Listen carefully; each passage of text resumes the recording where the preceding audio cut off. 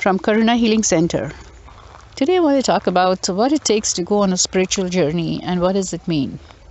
Of course, this is my perspective and I'm just sharing that with you in case you resonate with any one of the things that I talk about.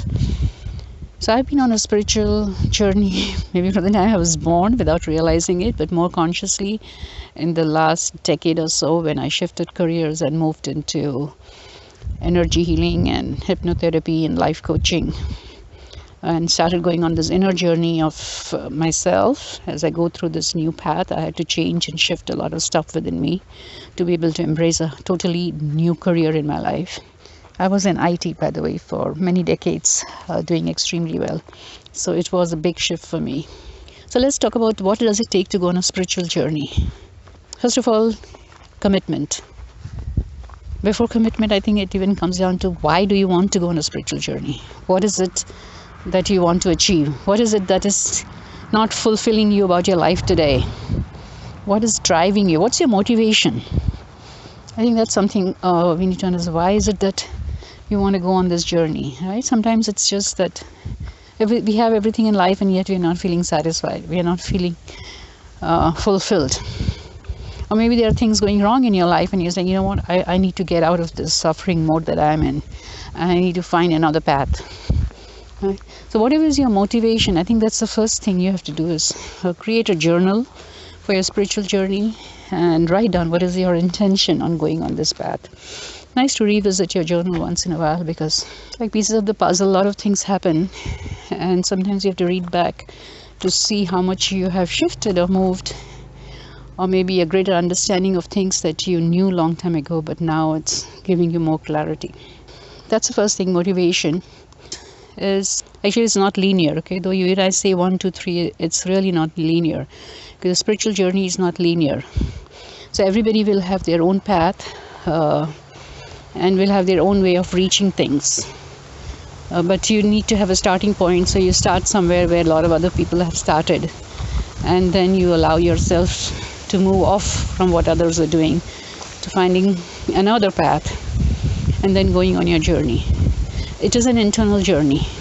Spiritual journey is an internal journey. So that is one of the things you have to realize, that it is an inner journey and not an outer journey. You may do the outer journey for a while, but ultimately you have to come back to working on yourself. So if you're doing practices where you're just working out, like meditation, for example. A lot of people do meditation and it may work for some people. As I said, the path is not the same for everybody, but I've noticed in my work that a lot of people have been meditating for years and years and really nothing has shifted in their life, and then they come for hypnotherapy, life coaching, energy work. I think so that's another thing you have to realize, that if a path is, so meditation is very good, we all know that, and I'm sure the meditation that they were doing all these years was helping them, but because they were not able to shift some of their inner belief systems, they didn't change. We are a product of our belief systems. Everything that we perceive in the outer world, we judge. That's human nature. We judge everything. We know we are not supposed to judge, but it is very difficult not to judge things as good or bad, right or wrong, black or white, up or down. So first we have to stop trying to not judge initially, because that's not going to happen. Your belief systems will make you judge things as right, wrong. So you have to allow the judgment to come up, and then you have to evaluate the judgment. So instead of saying I should not judge, you allow whatever is happening automatically is how your subconscious programming gives you an indication of what is your programming within. Okay, so if you judge something as wrong and it's instantaneous and spontaneous judgment, that means there is some belief system in your subconscious mind which making you see this event or experience or person as a negative person or a situation. So once you become aware that you're looking at the experience, then maybe you need to go back and evaluate the belief systems that you have. Remember, the spiritual journey is not a journey of the mind. The mind is not an instrument for spiritual growth. It was never meant to be. That was not its purpose. The purpose of the mind was helping you navigate into this earth and be able to do things, to take action. right? The spiritual journey is a journey of the heart. And I think more and more of us have started living with the mind.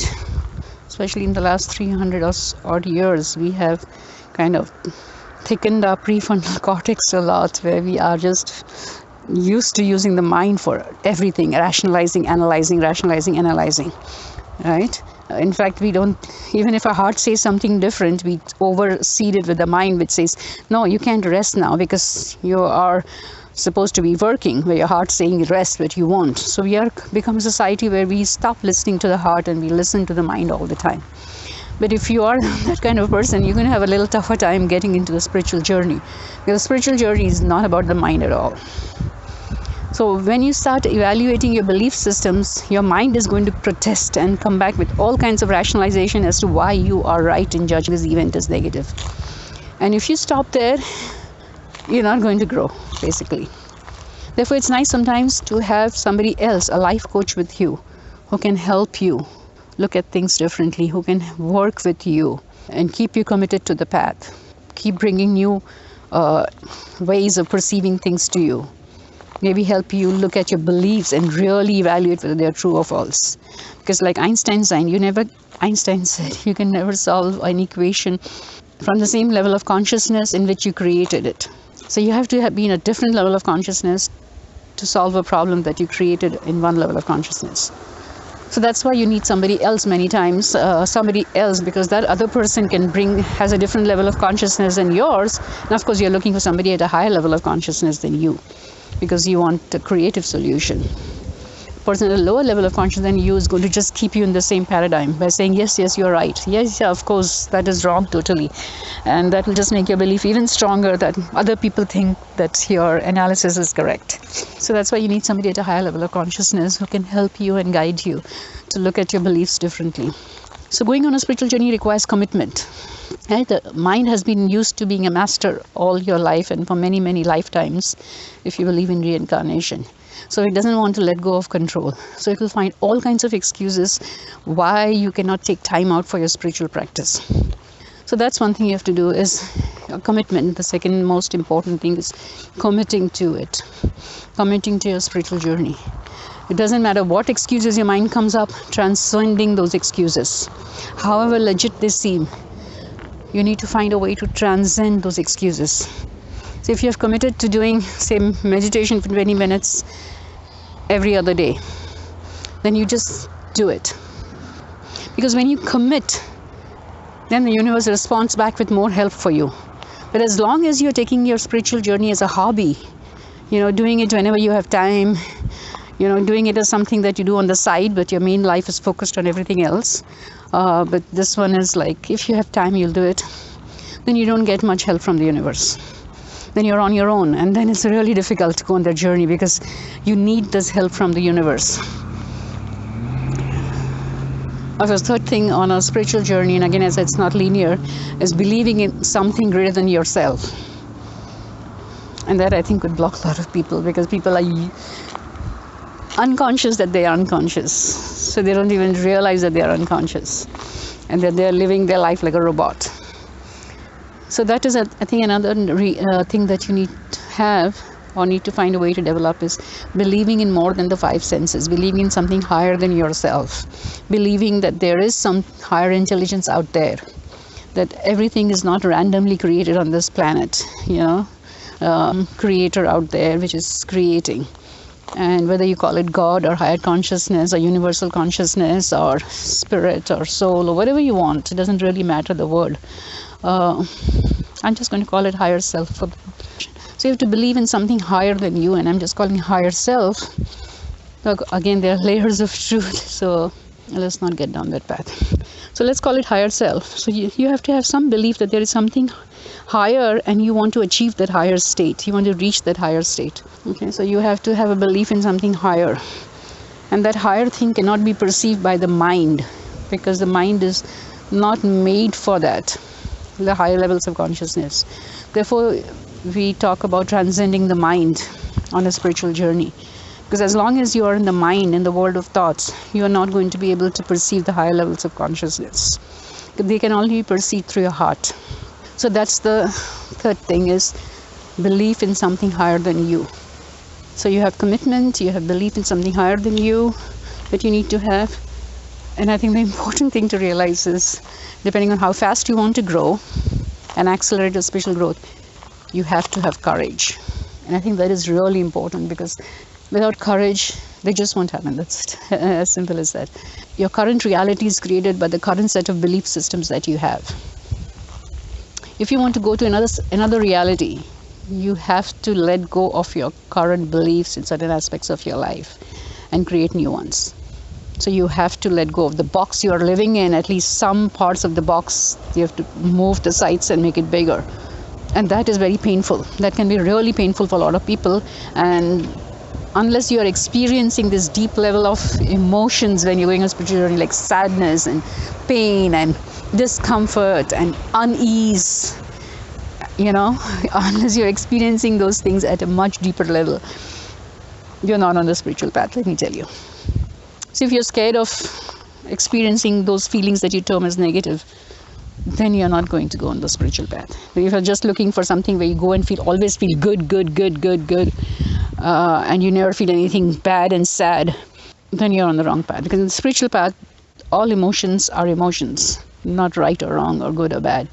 And if you have stored in yourself a lot of sadness from all the events that happen in this lifetime for you, or in many, many lifetimes from you, then that sadness has to come out, basically. It's a low vibration, and you have to remove it all out. And some of it will get removed through conscious awareness. So it will come out, and there will be a period in a spiritual journey when you feel really sad. That's why you need a friend along with you on a spiritual journey. It's nice to have. That's why having a spiritual coach or a holistic therapist with you really helps when you're going through this thing. And that person can help you release it faster. Right? So instead of remaining sad for months, then going to depression, maybe, I think not even maybe, you will, if you find the right holistic therapist, that person will be able to support you through this and help you release all that sadness quicker and faster and more efficiently. But you have to go through it, basically. You can't have stored a lot of garbage in your house and expect that during the cleaning process you're going to feel great and happy. Nobody feels great and happy when you're cleaning, or at least I don't know many people who feel great when they're removing all junk from their house. Right? It's something you have to go through, because at the end of the cleaning process you have a cleaner house. But the process, I think most of us really don't appreciate it that much, cleaning out our. So that's the same thing. You're cleaning out your energy body. You have to release and let go of all this stuff you've been holding there. You have to let go of the limiting beliefs that you've been holding there. You have to let go of all the rationalizations that you do because of the beliefs you're holding. So it is a painful process. Therefore, it needs courage to go through the process. So if you're on a spiritual journey and if you're not feeling these negative feelings, then you're not really moving. Or you're moving like a snail, too slow. So that's another thing that you need, is courage. You need a lot of courage to go on this journey. Having a companion on the journey is also great. Therefore, it's good to be part of a spiritual group, or have a life coach, or have some people at least who are also at a higher level of consciousness than you, and so you can learn from them and grow with them. So that is the other thing that you need. So it takes a lot to go on a spiritual journey. It's not an easy journey, but the end result is amazing, because as you release and let go of a lot of stuff, as you open your box up and create a much bigger box, so you move from one level of consciousness to a higher level of consciousness, your ability to feel joy, peace and happiness multiplies exponentially. So then life becomes so much more meaningful, so much more fun, so much more happy, and you don't have to work really that hard in life anymore, because you get so much happiness even from simple things that you don't really need all those material things to be happy. And it's not that you cannot have them. You can, because you, as a level of consciousness increases, your manifesting power increases, and you can manifest a lot of stuff that you need. Spiritual journey doesn't mean letting go of material things. I think that's another limiting belief that was created a long time ago, that if you're on a spiritual journey, you don't need money, you don't need wealth. No, that's not true. You're on a spiritual journey, you're a manifester, and you can manifest whatever it is you want. So if you want more material things, you can manifest that too. If you want more money, you can manifest that too. So the spiritual world is not limiting you and saying you can have this if you want to do this. That's not how it is. It's just expansive, and you can expand in any way you want to. So as I said, that's one of the belief systems which is wrong. So I think that's something to get started with. It is a beautiful journey. It is a journey that needs work from you.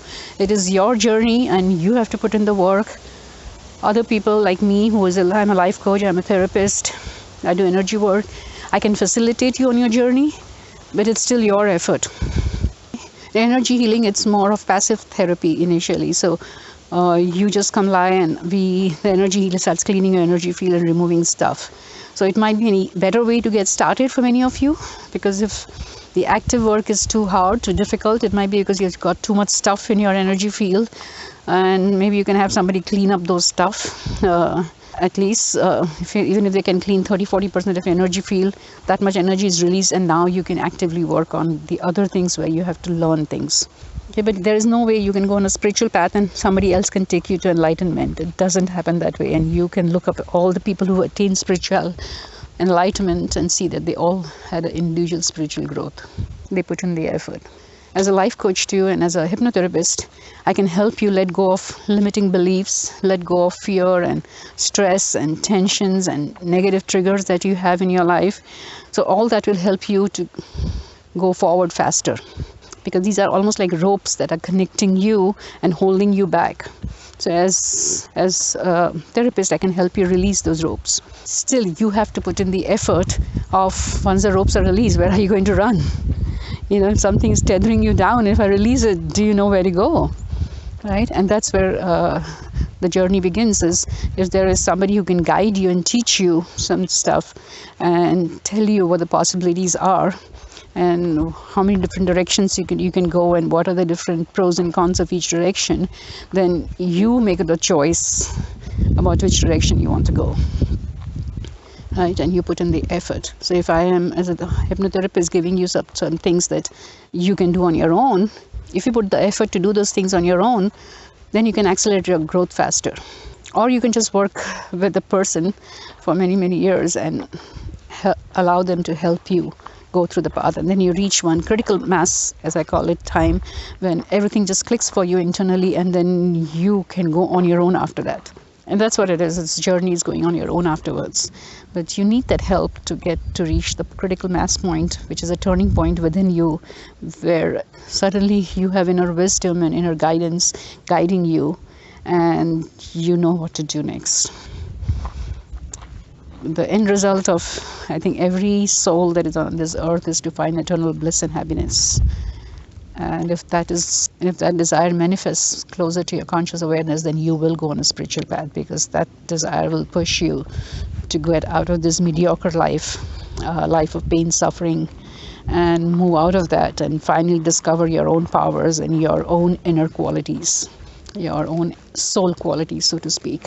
So it's a beautiful journey, needs work, but the results are beautiful. It's just like a woman giving birth. The labor period is not comfortable. A lot of pain that happens before you give birth. A lot of discomfort the woman has to face. People scream, women are screaming and shouting with the pain. It's so bad. Sometimes pregnancy can be very tough also for a lot of people, but yet they will go through it because the end result is a child, and they want the child, the desire, and then they go and have a second baby again. Even though if the first labor was tough, they would still go and have another baby afterwards, because that part of the period of time where you are uncomfortable, is a short period, and the end result is beautiful. Same thing for spirituality. You'll have to go through the discomfort, the pain, the sadness, and all the other stuff that you've put inside you, but the end result is beautiful. And you don't want to go lifetime after lifetime after lifetime through this cycle of pain and suffering over and over again. You want to get out of it. And now in this age, we are in a unique part of the history of the earth, where there are a lot of spiritual knowledge available on earth right now. A lot of wonderful spiritual knowledge available, which you can use to accelerate your growth. And I think this opportunity, it comes once in 26,000 years, where you can actually reach enlightenment. in one life, in this lifetime, because the energies are so powerful that are helping you. As long as you make the commitment and you put in the effort, there are tons of energies around you that will help you reach your goal of enlightenment. So it's a unique time in the history of the earth, and if you can capitalize on the time, stop going through all the pain and suffering in this lifetime and all the other lifetimes that you would live to clean your energy field. So all the best for your energy journey, I'm saying, because I believe we are all energy beings. But all the best to all of you, and wish you all reach enlightenment. My blessings are with you. Once again, I'm Karuna Jain, Karuna Jain, and I have a company called Karuna Healing Center. I'm based in California, Bay Area, but I do work with clients around the world. That's a good thing about technology, and that you can work around the world. So if you need to connect with me, I would put my information along with this audio or the video. Have a wonderful day. Bye-bye.